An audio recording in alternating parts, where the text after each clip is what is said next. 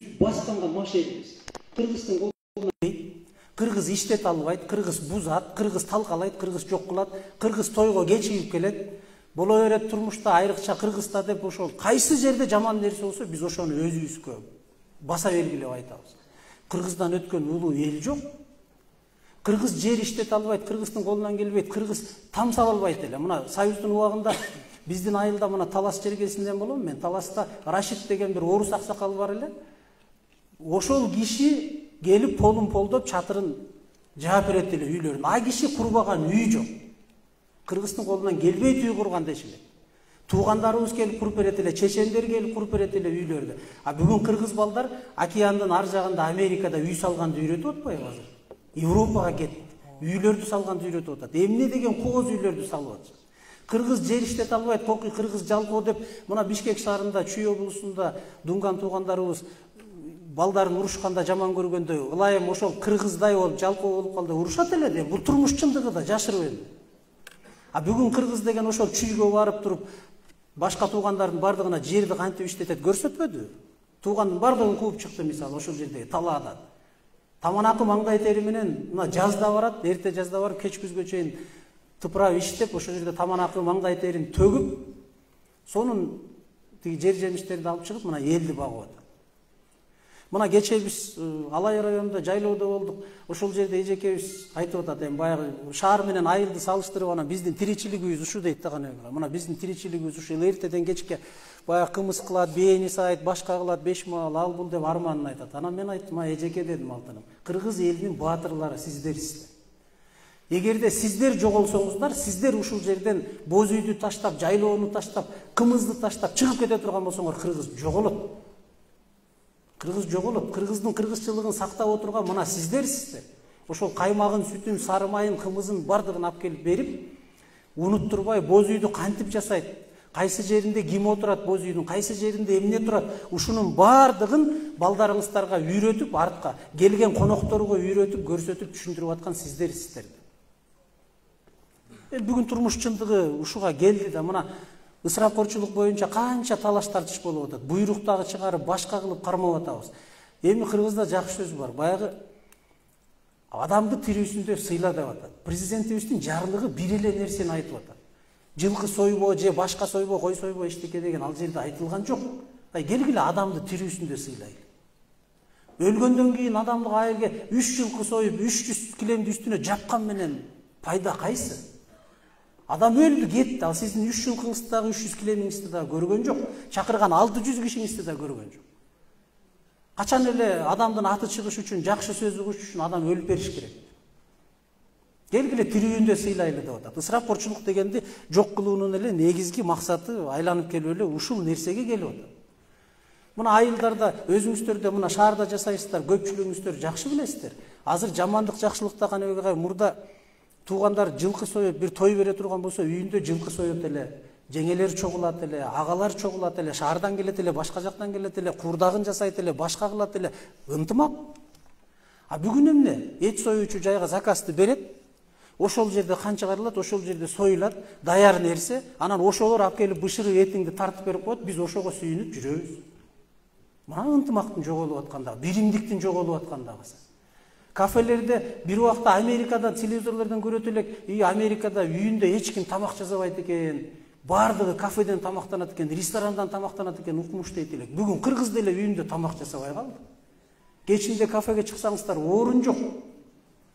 Отурайын десе, анан ушунун бардыгы айланып келип эле биздин кыргызчылыгыбызды жогото турган башка жактан келип аткан туура эмес саясаттын жыйынтыгы. Кыргыз Республикасынын президентинин жерлердеги жоокерлери мына сиздер менен биз. Кыргыз Республикасынын президентинин жерлердеги ишенимдүү адамдары мына сиздер, мектеп директорлору, айыл өкмөттөрү, айыл башчылар, акимдердин орун басарлары, акимдер, окуу жайлардын башчылары. Сиздерге ишеним, сиздер көрсөткөн багыт, сиздер төккөн маңдай терге жараша келечек курулат. Эгерде сиздер мына мен жана бекер айткан жокмун, уктап атат, телефон ойноп атат деп жаман көрбөңүздөр, бирок телефон ойноп, ошентип уктап отуруп өткөрө турган болсок, бул убакыт өтүп кетет. Кийин аны 100 жылда оңдой албайбыз. Ошон үчүн бардык жагынан бир колду жүрөккө алып, Кыргызстаныбызды эртең өстүрөлү, өнүктүрөлү, Кыргызстан бизге керек деп туруп, ар бирибиз маңдай тер төгүп аракет кыла турган болсок, анда Кыргызстаныбыз өнүгөт, өсөт. Сиздерди чакырып отурган бүгүнкү жыйынга мына 2 саат, 3 саат убактыңыздарды алып, чоң алайдан бери, мына 5 саат жол жүрө турган чоң алайдан бери эмне ойноп чакырдык. Канча деген жумушуңуздар калып атат, канча деген иш калып атат, канча көйгөй калып атат. Кой ушул жерге келип бир жакшы сөздү сүйлөшүп алалы. Самолет менен Бишкектен жумушун таштап бир жумага тил комиссиясы мынакей эжекелерибиз, агайларыбыз эмне жыргагандан келип атат, аларга жумушу жогунан келип атат. Ушул көйгөйдү ортого салып бардыгыбыз бир чогуу чаран чечкенге элди үгүттөп үйрөтөлү деп атабыз. Маселе ушул жерде. Сиздер ушул жерден чыгып, бул кулактан кирип, бул кулактан чыгып кете турган болсо элге жетпейт. Мына элге жеткире турган дагы сиздер. Маселе ушул жерден чыккандан кийин башталат. Сиздер көчөгө чыгып, барып өздөрүңүздөрдүн коллективге айтып, туугандарга айтып, үй бүлөгө айтып, ай мындай экен, мындай кылышыбыз керек экен, минтсек оңолот экенбиз деп ар бирин жеткирсеңиздер, ошондо мамлекеттик саясат элге жетет толугу менен бүтүн. А ошондой боштук болгон жерде башка бир 3-чү күчтөр, 4-чү күчтөр келип акырын кирип алып, анан ошолор пайдаланып кетип атат көп жерде. Себеби маалымат жок элде, карапайым элде маалымат жок. Ошону жеткирүүчү күч мына бүгүн сиздерсиздер. Ошон үчүн мына 2 сааттан бери убактысын айтып атабыз, чыдап угуп бергендигиңиздер үчүн чоң рахмат.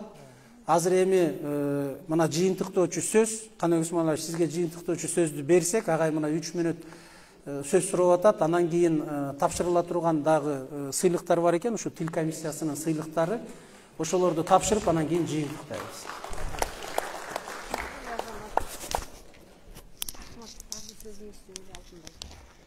Урматтуу кеңештер, убактыңызды албайм.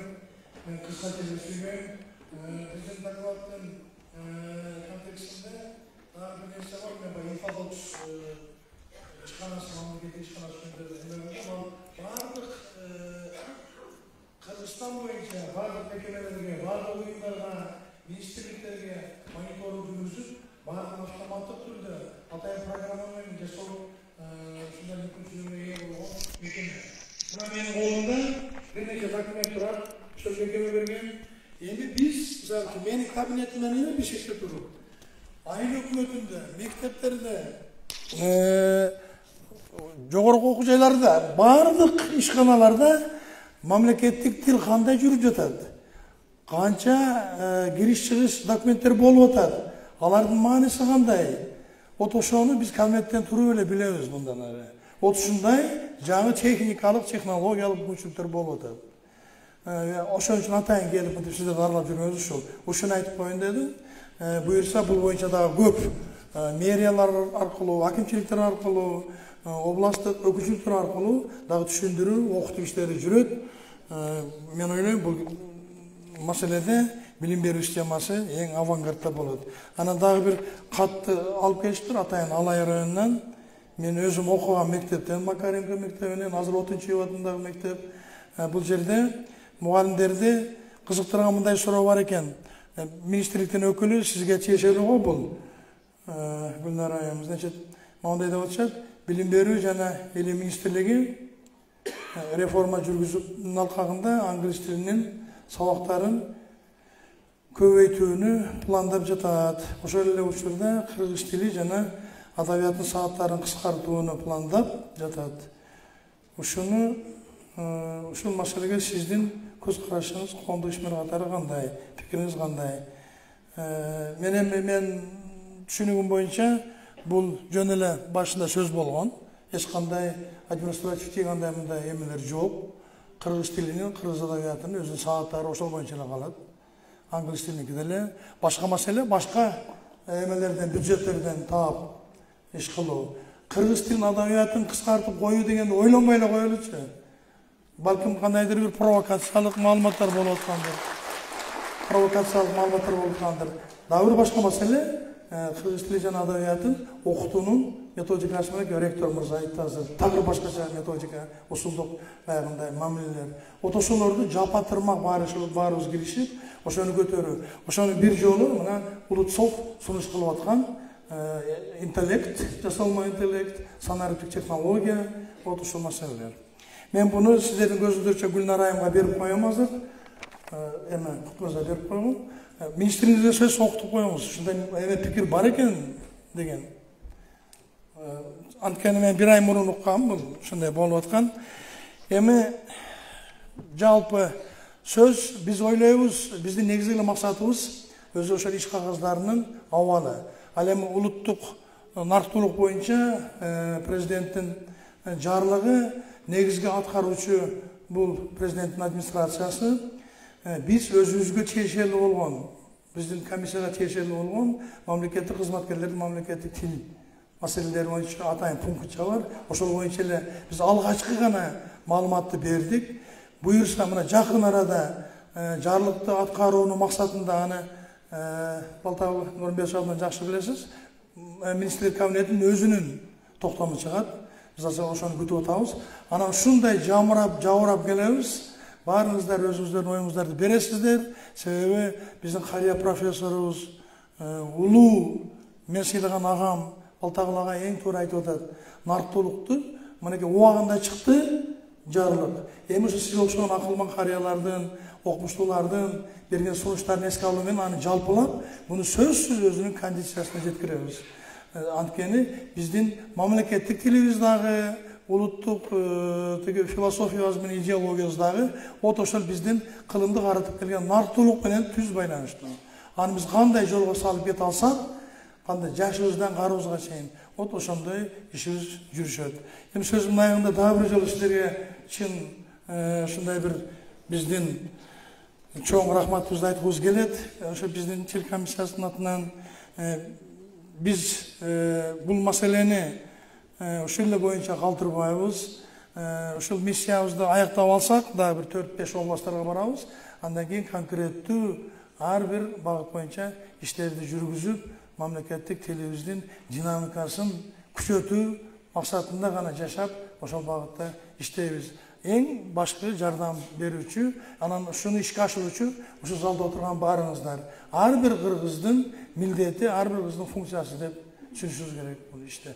Рахмат баарыңыздарга. Азыр биздин жарлыкты окуп коюуга уруксат этиңиздер.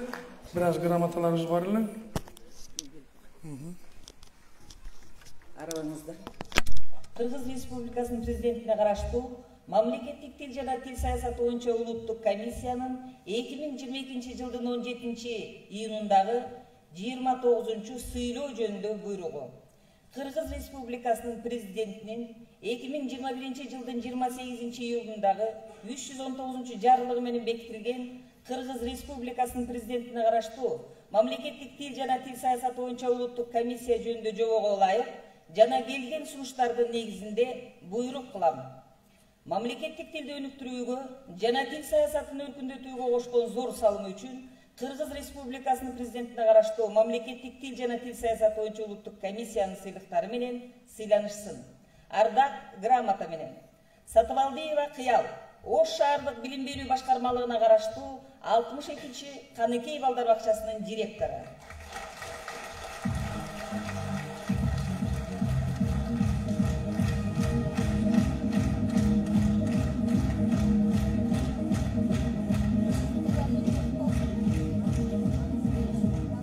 Адырбаева Гүлмира, Ош облусунун Арабан районунун маданият бөлүмүнүн башчысы.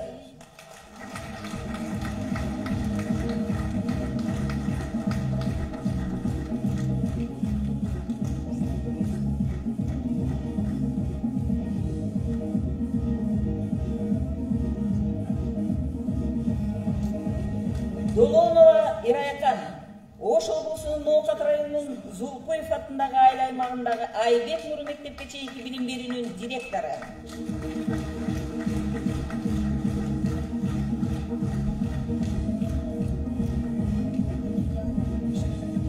Ширалиев Хамид, Ош облусунун жана Ош шаарынын юстиция башкармалыгынын башчысынын орун басары.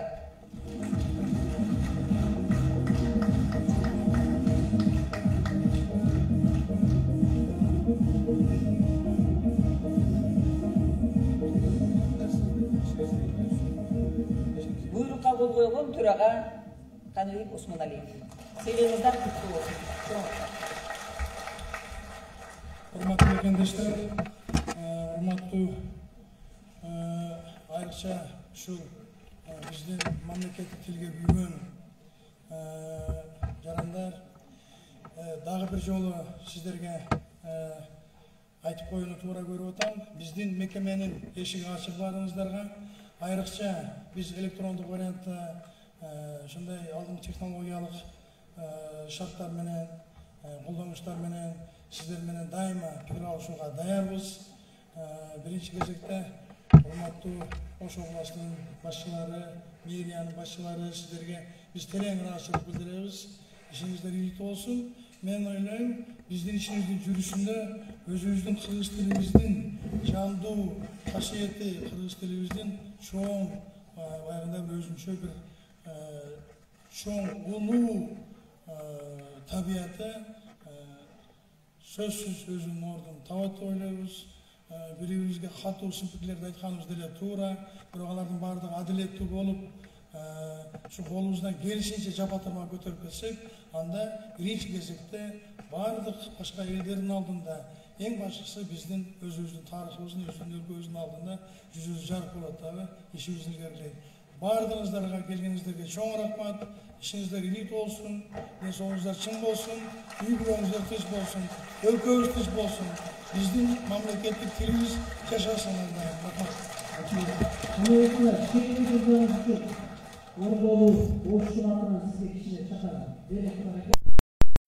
жаңы кызмат ордуңуз менен ушу куттуктап.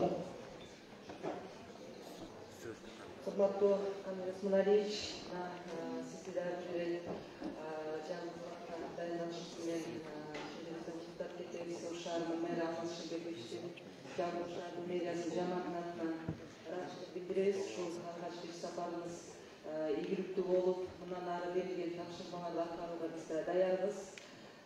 Ош шаарын туризмдин өзүнүн брендин кабыл алып, улуу жибек жолунун провайдери, бул жол өткөрүүчү, жол көрсөткүчү деп аталат. Ошол белгиси берип уруксат этиңиз.